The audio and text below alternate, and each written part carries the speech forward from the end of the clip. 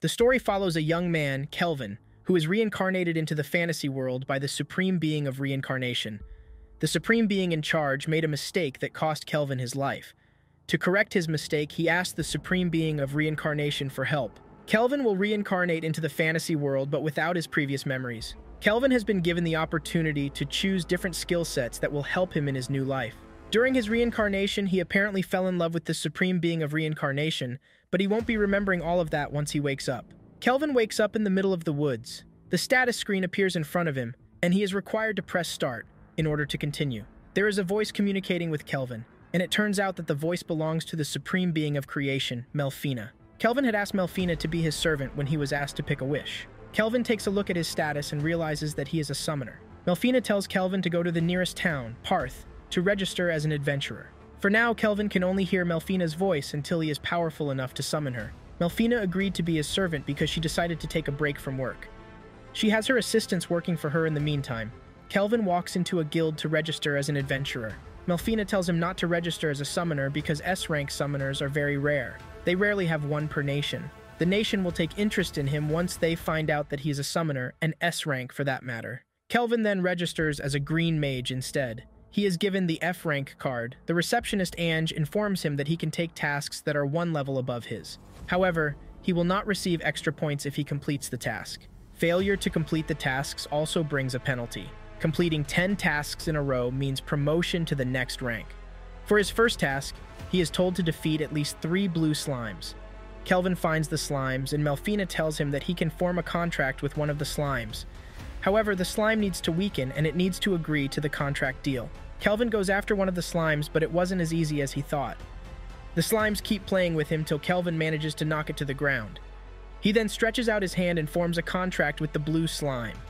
The slime vanishes into Kevin's consciousness, and he can summon the slime anytime he wants. Kelvin names the slime Clotho. There is also networking in his consciousness that his servants can use to communicate. This is how Melfina is communicating with Kelvin, and Clotho can also communicate with the duo now. Kelvin, forming a contract with Clotho, has increased Clotho's level, and he is now stronger. Kelvin then tries his summoning skills and uses them to summon Clotho. He then tasks Clotho to help him defeat 3 blue slimes. Clotho absorbs the slimes but desynthesizes their cores so that Kelvin can use them as proof. After completing his task, Kelvin reports back to the guild, and he is paid for the job. Ange directs Kelvin to the area where he can get an inn to sleep. On his way to the inn, he passes through an alley where he sees some slavers displaying their slaves for sale. Among the slaves is an elven girl, but Kelvin has no money to buy her and leaves. Kelvin makes his way to the Spirit Song Inn. He meets with the receptionist, Claire. Claire shows him to his room and also prepares a meal for him. This signals his journey and adventure in another world. Soon afterward, Kelvin is promoted to E rank after completing the required number of tasks. Ange suggests that Kelvin form a party of his own because he will start taking on more difficult tasks.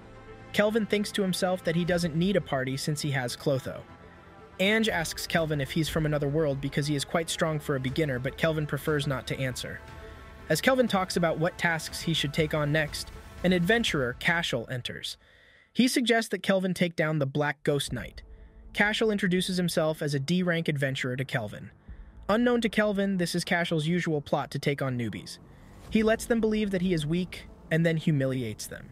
Everyone in the guild is afraid of Cashel because he is actually a B-rank adventurer. Cashel says his party is going after the Black Ghost Knight, and he wants Kelvin to join them. Ange tries to protest that the task will be too tough for Kelvin, but Cashel shuts her up. Kelvin then tells Cashel that he is not interested in joining his party to defeat the Black Ghost Knight. Kelvin uses his appraisal eye to check Cashel's stats and finds out that he has been lying about his stat and rank. He also has a worrisome title, and Kelvin realizes that Cashel will not back down. Kelvin then makes Cashel a deal. He will compete against Cashel and his party. Whoever defeats the knight first will be the winner of the competition. Cashel is confident and immediately accepts the challenge. Cashel meets up with one of his party members, Gimmel.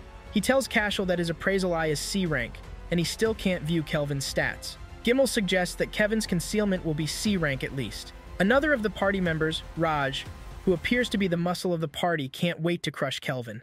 Later on, Cashel and his party get to the old castle to find out that all the undead monsters have been defeated already. What's left is just the Black Ghost Knight. Kelvin reveals himself and says he has been waiting for them. Kelvin reveals that he knows of their plans to cause him harm. Apparently, they have been killing other adventurers to increase their own rank points instead of just completing tasks. Raj is the first to come after Kelvin, but he traps him in a mud vine. Gimel tries to escape, but he is stopped by a Clotho. Turns out that Clotho has now evolved into a slime Glutonia during all their tasks. His title is now a Devourer, and he is even stronger. However, he can go back to his usual size at will. Together, they defeat Cashel and his party. After defeating the 3 corrupt adventurers, Kelvin decides that it is time for the main event. He opens the door leading to the room where the knight is waiting. Kelvin approaches the knight and lets him know of his plan to make him a member of his party. This surprises the knight and says most people just come at him with their swords. The duo sits down to have a conversation. He tells Kelvin that he was once human, but he is not ready to tell Kelvin the reason he turned into a monster. The knight says he has no country or king to fight for again. He reveals that his name is Gerard, but Kelvin will have to defeat him before he can form a contract with him. A battle ensues between the duo, and during the fight, Gerard reveals why he has been staying alive. He was once the captain of the knights in his small country, Alcarl. One day, an elf, Jidora, from the western continent came with a proposal for the king. Jidora came on behalf of the Lizea Empire, and he asked the king to work for them. He wants the king and military to destroy the Holy Empire of Daramis. However, the king refused, and in a few days, everyone in Alcarl died. Gerard refused to die so that he will still be able to avenge the death of his family and his country. Kelvin hears this and uses everything in his power to defeat Gerard. Gerard concedes defeat and forms a contract with Kelvin. Shortly afterward, Kelvin takes a chunk of the knight's armor back to the guild as proof. He also hands over Cashel and his party for punishment. With this, Kelvin now has 3 beings working for him. The 3 beings are Melfina, Clotho, and Gerard. Melfina's level is immeasurable because she is a supreme being. Up next, Kelvin meets with the guildmaster, Leo. Leo's appraisal eye is A rank, and this makes it difficult for Kelvin to hide his stats. Leo sees through him easily and quickly figures out that Kelvin is from another world. Kelvin wants to get defensive about who he is, but Gerard advises him to loosen up. He can't hide his stats forever, and he also needs friends that he can share his secrets with. Leo asks Kelvin if he is a summoner, and Kelvin affirms this. Kelvin then asks why Leo didn't stop Cashel and his party since his appraisal eye can see what they are up to. Leo apologizes and says Cashel is a noble from the militant nation of Tricen. He needed proof that tied directly to Cashel to avoid an international incident. Leo reveals that he is not Kelvin's enemy but his friend. In fact, he has met others like him that are from another world. Leo says the heroes of the Holy Empire of Daramis are from another world. Melfina confirms this and says she was the one that reincarnated them. The priestess of Daramis heard the prophecy of the Supreme Being and summoned the heroes. Turns out that the revival of the Demon King is at hand. This is the reason monsters across the continent have grown more violent. Leo tells Kelvin that he understands why he was hiding his status as a summoner. He doesn't want to be dragged into political scuffles. Leo assures him that if he is willing to help, he will make sure that Kelvin has his freedom and no one finds out about his status. Kelvin is already a S-rank adventurer, and Leo is willing to help him climb to the top. Shortly afterward, Kelvin is promoted to B rank. Claire prepares a good dish for Kelvin to celebrate his promotion. Later on, Melfina tells Kelvin that the priestess of the Holy Empire of Daramis performed a summoning ritual. Melfina then finds some smart-looking pretty boys and girls to reincarnate. Melfina says the heroes will be on a decent level now. Kelvin leaves his room to go shopping. He reveals his plan to find the slave elven girl and buy her. Kelvin plans to train her and add her to the party. When he gets there, Kelvin pays the master his money. He learns that there is a curse on the girl that doesn't allow people to touch her. The girl thanks Kelvin for purchasing her and reveals that her name is Eiffel. Kelvin then uses his magic to break the curse, and Eiffel is finally able to touch someone without setting them on fire. Kelvin takes Eiffel back to the inn and Claire takes care of her. After she is done bathing and washing her, Eiffel looks young and beautiful. Eiffel promises to do her best in serving Kelvin.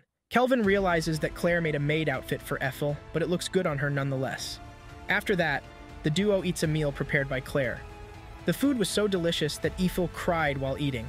Kelvin then gives Eiffel the choice to pick her own skills. When it was time to sleep, Claire tells Kelvin that there is no available room again. Kelvin is forced to share a bed with Eiffel. Up next, Eiffel used her points on archery, sightseeing, and sewing. Kelvin also picked up blacksmithing skills. Eiffel has started designing clothes herself, and the maid outfit she is wearing currently is designed by her. The combination of her high-level archery skill, red magic, and Fire Dragon King's Grace gave her her original technique. Shortly afterward, Kelvin will be eligible for A rank once he completes one more task. Aphil is also being promoted to B rank within a short time. After giving out their report at the guild, Aphil asks Kelvin to follow her out the next day, and Kelvin hesitantly agrees. Meanwhile, Melfina has left to attend to an official business. Melfina will be temporarily unavailable for the time being. The following day, Kelvin meets with Ethel and Ange. Ethel makes sure to look all nice and beautiful for the day's event. While they're having their fun, Tabra, the third prince of Trison, accosted them. He demands that the girls come with him because they are adorable. The guards try to come close to the girls, but Kelvin knocks them out easily. He then uses his magic to pin down Tabra and make him apologize for his crime. Tabra reveals that he came to Parth because he heard that a powerful adventurer has made Parth his home. He has plans to make the adventurer his servant so that he will be more powerful. Kelvin says he is the adventurer he is looking for and knocks him out. The citizens, who have been watching everything unfold, applaud Kelvin for his heroic act. Elsewhere, Melfina reveals herself to the priestess of Daramis, Colette. She asks after the heroes, and Colette tells her that they are coping. Melfina tells Colette that she has sensed an evil presence in the western continent, and Colette should send the heroes there. Melfina warns Colette to keep the heroes away from Parth before disappearing again. Later that night, Ephil thanks Kelvin for saving her from the Crooked Prince. She also thanks Kelvin for freeing her and allowing her to know how it feels to touch someone. Ethel asks if she is attractive, and Kelvin says yes. Kelvin thinks to himself that he needs to buy a house ASAP to avoid sharing the same room with Ethel. The following day, Melfina comes back and he shows the party the heroes and their stats. Because Kelvin can't absorb Ethel into his consciousness, Clotho separates a chunk of himself to sit on Ethel's harn. This way, Ethel is able to participate in the servants' network conversation. Melfina hopes the heroes get stronger in preparation for their battle against the Demon King. She points out that Kelvin and his party are getting stronger each day. Kelvin showcases his blacksmith skill and reveals the weapons he just made. Ethel also showcases the new robes and armor she made for herself and the party members. Moments later, Kelvin is called to the guildmaster's office. Leo tells him that a demon has been found in the Hermit's Cave. Melfina says demons are one of the strongest races alongside dragons and angels. Leo asks for Kelvin's help because they don't know how strong the demon is yet. Kelvin accepts to help out. Kelvin gets to the cave, and the adventurers who found the dungeon fill him in on all the details. When entering the dungeon, Gerard takes the lead, Ethel and Kelvin follow while Clotho takes the rear. They get to the inner door, and Kelvin tells his party that he is sensing 2 life forms in the room. They enter the room and see a demon girl who is under a seal. Another demon appears and reveals that he is the archdemon, Victor. Kelvin opens his mouth in surprise because Victor is automatically an S-rank demon for him to be the archdemon. However, this doesn't move Kelvin because he is a lover of battles. In fact, he is wearing a smile when he finds out how strong Victor is.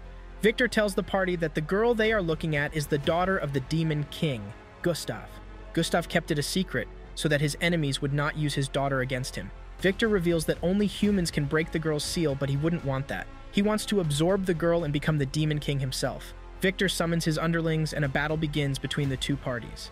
Gerard takes out the underlings with one swipe of his sword, while Kelvin takes out the ones Gerard misses. Victor uses a magic smoke bomb to try and sneak up on Kelvin, but Kelvin foils his attacks very easily. Ephil gets behind Victor and shoots him with her magical arrow. Gerard gets close to him and cuts off one of his arms. Victor concurs that Kelvin and his party are the second to do this much damage to him. This prompts Victor to activate his full magic power and gets even bigger and stronger. He attacks the party with his magic, and this weakens Gerard. He knocks Gerard to the floor, and he is getting the upper hand until Clotho releases a blister of attacks on him from above. This gives Kelvin and Ephil the chance to launch a devastating attack on Victor. Victor gets knocked to the floor and concedes defeat.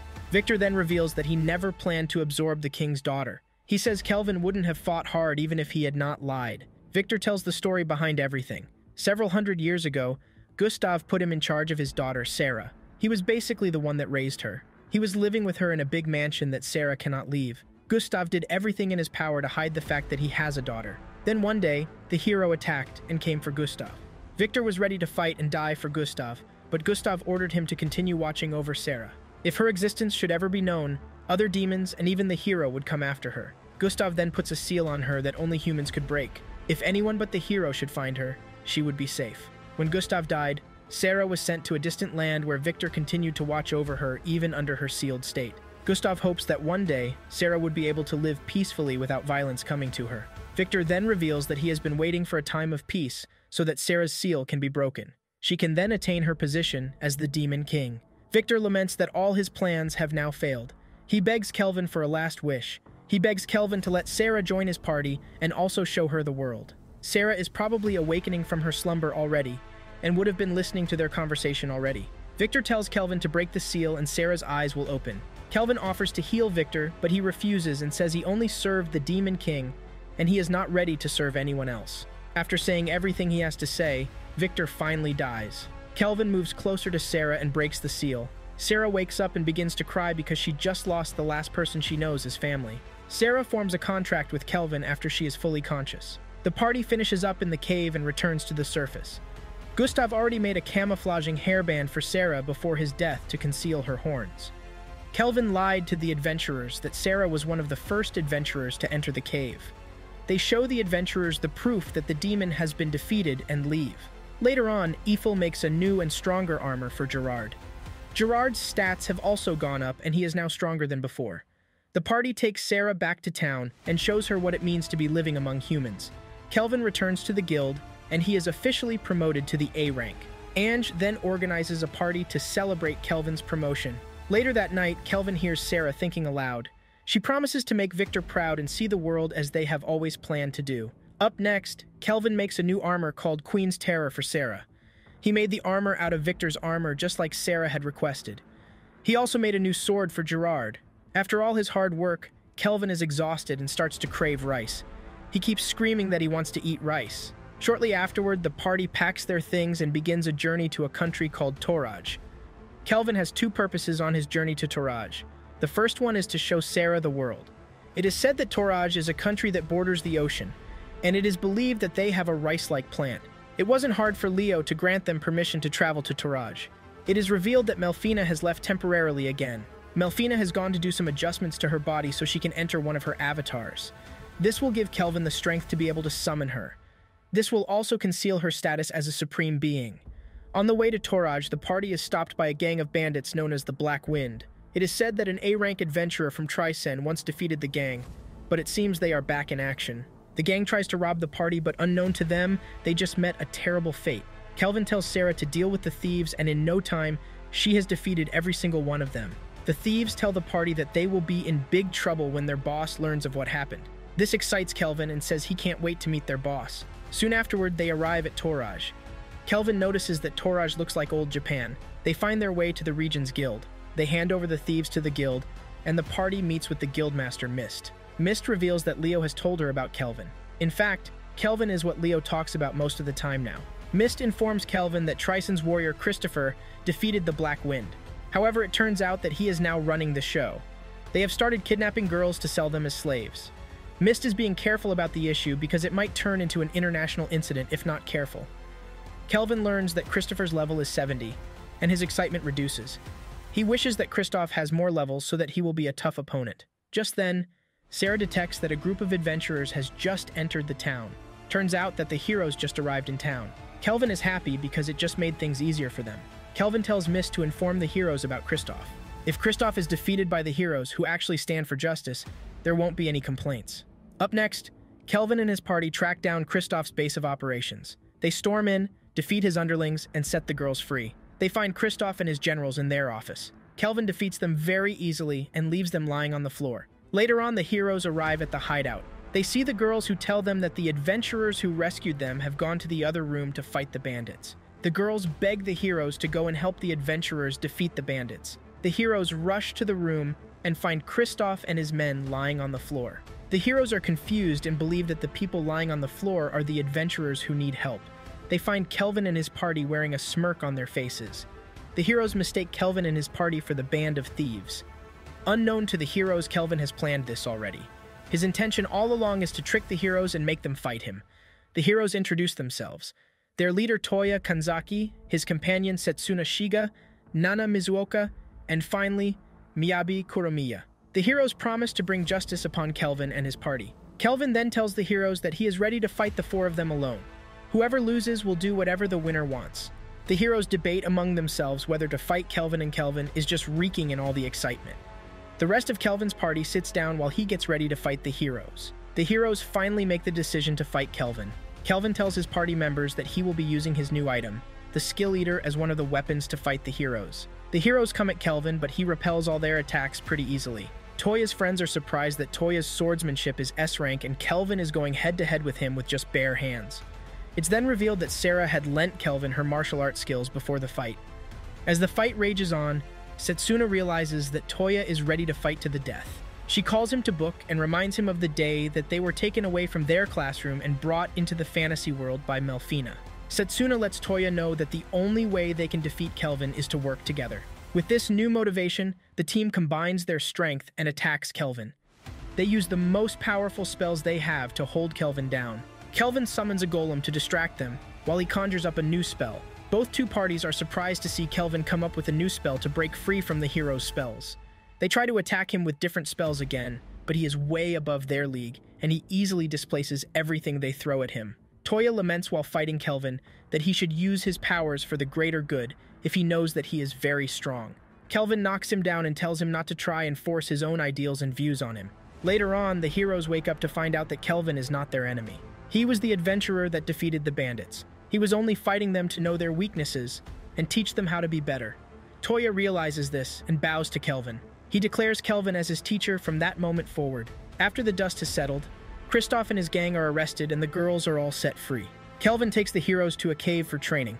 An S-rank dungeon boss surfaced in the cave and Kelvin had to defeat it.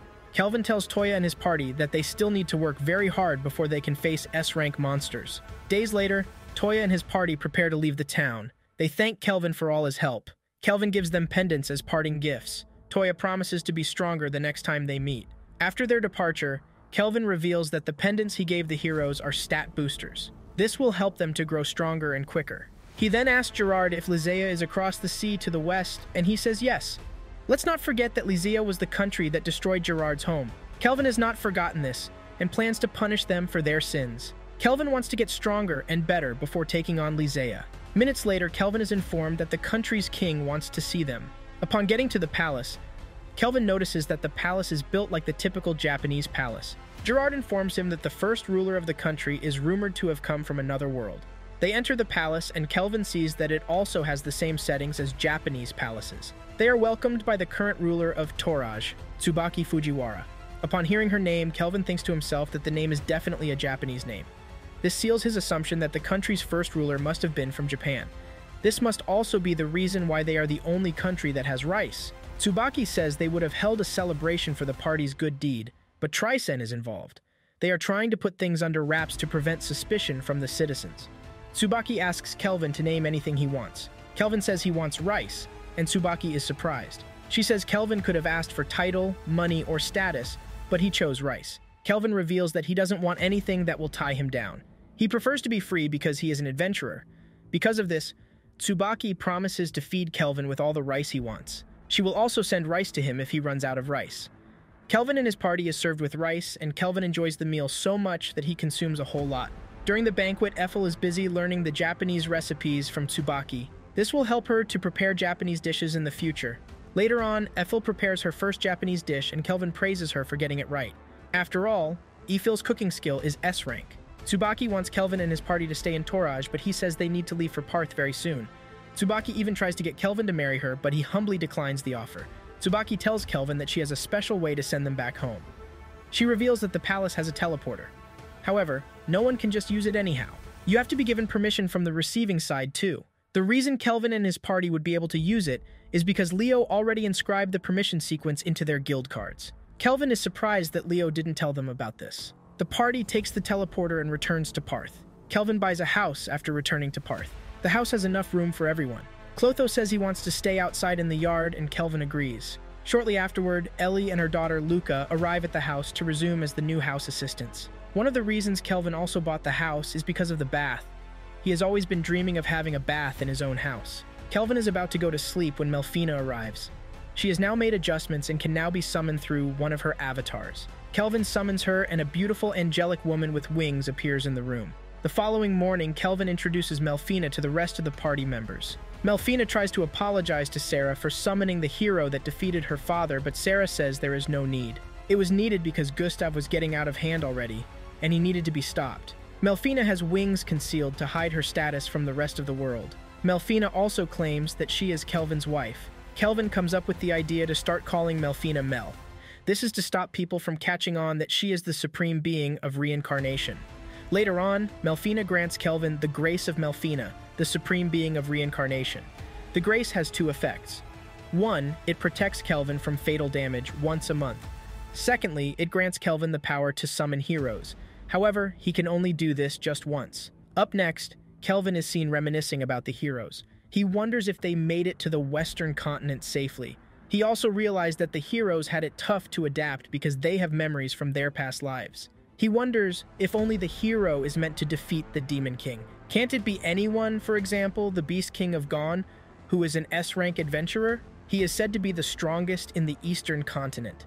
Later that day, Melfina finds Kelvin where he is having his worrisome thoughts. Melfina knows something is troubling Kelvin, and she asks him about it. Kelvin asks Melfina why they need heroes to defeat the Demon King. Melfina explains that she doesn't know who the next Demon King will be, but they have all had something in common. They have a power that multiplies the evil within them. Secondly, this power grants them invisibility. They are immune to any damage. Kelvin is shocked and gets more curious. He wants to know how the Demon Kings are defeated. Melfina explains that the Demon Kings might be invisible to attacks from people in this world, but they are vulnerable to attacks from people that come from other worlds. This is where the heroes come into play. Kelvin realizes that his attacks will definitely work on the Demon King. Melfina adds that there are two ways to bring people into the fantasy world. You either teleport them directly from their world, just like the case of Toya and his friends. You can also reincarnate a dead soul into the fantasy world. Reincarnation is the best because it grants the person the option to pick skills that he or she wants. This will make them strong, just like the case of Kelvin. That night, Kelvin decides to summon a hero that he will personally train. Melfina explains how to go about it, and he also drinks a potion that replenishes his MP. Kelvin begins the summoning and a big circle appears on the floor. Moments later, a young girl emerges and introduces herself as Ryo Seiki. She seems excited to have been reincarnated, but she passes out before any more discussion could take place. Kelvin also passes out because his MP is exhausted. Shortly afterward, Ryo wakes up and you can see the excitement on her face. She tells Kelvin that she was bedridden throughout her past life. She couldn't move around like everybody else, but now she can. Ryo remembers all these because she chose to keep her memories. Ryo thanks Kelvin for summoning her and making her know how it feels to walk around. Kelvin suggests that they need to change her name because he doesn't like the current one. Ryo suggests that she changes her name to Ryan, and Kelvin accepts. Kelvin also tells Ryan to tell everyone else that she is his little sister from a distant land. Ryan agrees to this and even chooses a cute name to call her new big brother. Up next, Kelvin takes the whole family to the dark purple forest for training. He also brings Ellie and Luca with him. He wants their level to increase too. He already has golems guarding the mission, so there is nothing to worry about. Kelvin will be using his experience sharing skill to distribute points to Luca and Ellie. He wants to prepare them in case anything bad is to happen. The girls will also be able to defend themselves. The more the party members defeat monsters, the more XP Luca and Ellie will get. Kelvin tells Sarah, Gerard, and Clotho to venture into the forest and defeat as many monsters as they can. Sarah and Gerard quickly turn it into a challenge of who will defeat the most monsters. Moments later, a shadow wolf appears, and Kelvin defeats it before forming a contract with it. He then hands over the wolf to Ryan as her new pet. Soon afterward, Erd and his party arrive in the forest to train also. Erd is in the forest for his entrance examination to get promoted to B rank. Erd compliments Kelvin for having such beautiful girls in his party. Erd's party members get jealous, and get even more jealous when they learn that Kelvin now has a cute little sister. Erd and his party leave after greeting Kelvin and his party. Not long after, Sarah, Clotho, and Gerard come back. Turns out that the trio has defeated all the monsters inside the forest already, and Erd would have nothing to defeat now. Kelvin finds Erd and apologizes to him, but Erd lets him know that it is all good. Erd says his party is now very strong and Kelvin even deserves to be S rank by now. Upon getting back home, Ryan washes her pet and names the wolf Alex. It is revealed that Ryan can also understand Alex. Turns out that she has the skill for that. After this, Ryan begins her training with Gerard and Sarah. She is taken under intense training drills to improve her skills. One night, Kelvin figures out that a group of bandits is surrounding the mansion. Kelvin scans their status and realizes that they are all of the low levels. He tasks Rion with defeating the bandits, but she should leave their leader for him. Kelvin gives Rion the new sword he made for her. Rion gets on it and starts to knock out all the bandits one after the other. After she is done with the bandits, Kelvin finds their leader and corners him. It turns out that the bandits were sent by the Tricen Nation. Kelvin plans to heal the wounded bandits and hand them over to the guild. Elsewhere, the Emperor of Tricen, Zen Tricen, calls for a round-table meeting with his generals. The group concluded that their nation might be in peril after Kristoff was captured. One of the generals, Tristan, suggests that they go to war against the other 3 countries and claim the continent for themselves. He says they have been strengthening their military while the other countries are still living on the Treaty of Peace. The Emperor leaves the decision with his generals. 2 generals support the motion while 2 others oppose it. Now that the decision is tied, they need to consult the 5th general, Clive. With the way Clive is, it is apparent that he will vote in support of the war. General Clive is the leader of the Magic Knights, and he has never been one to shy away from a fight. In fact, he enjoys making trouble. After handing over the assassins to the guild, Leo informs Kelvin that Trycen has started making some moves. It's nothing major at the time, but they need to be careful. Gone is the country bordering Trycen, and they have reported movements. Leo then tells Kelvin that Leon Gone, the Beast King, has invited him over.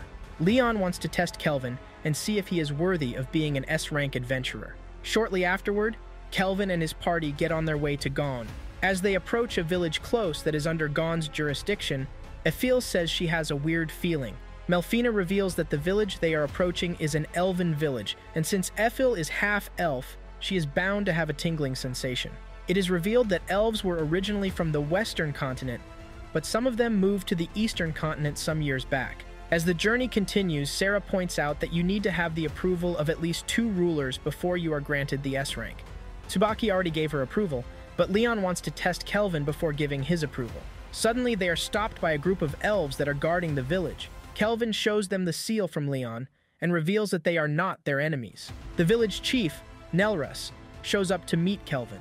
He sees Ethel and gets taken aback like he has seen someone he knows. He calls Ethel by another name, Lumel. Nelrus takes them into the village and reveals that he has mistaken Ethel for someone else. Kelvin then asks Nelrus to tell them about Lumel. Kelvin says it might be a clue as to where Ethel came from. Ethel was sold into slavery when she was a kid, and she doesn't even know any of her family members. Nelrus says they once lived in a forest on the western continent. They were attacked by a fire dragon king. The dragon king claims that one elf ridiculed him, and they need to produce the elf if they don't want him to raze down the village. This comes as a shock to the elves because they don't even know the elf that ridiculed the dragon. The Dragon King's wrath burned through the village, and half of the village was dead already. That was when one of their elves, Lumel, offered to sacrifice herself to the Dragon King. The Dragon King opted to take Lumil as his wife instead. Years later, Lumil's body was found in the forest. Out of fear that the Dragon King would attack again, the elves packed their things and fled the continent, and settled on the eastern continent. They have been under the protection of Gone since then. The group puts out the theory that there is a possibility that Lumil is Ethel's mother. This might be the reason Nelrus mistook her for Lumil. Nelrus then tells Kelvin that monsters from Trycen have started attacking the village. Kelvin promises that he won't allow the monsters to lay a finger on them. Kelvin and his party decide to lay a trap for Trycen's army and their controlled monsters. Later that night, Trycen's army is seen advancing to the village. Suddenly, they are attacked by Kelvin and his party. The party eliminates all the battalions that were advancing to the village. Ryon, Melfina, and Alex make their way to the camp.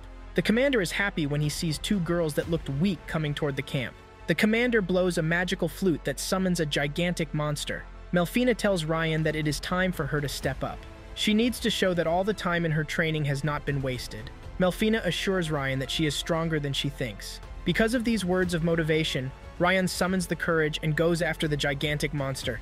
Accompanied by Alex, Ryon launches an attack, but the monster repels it and breaks her sword.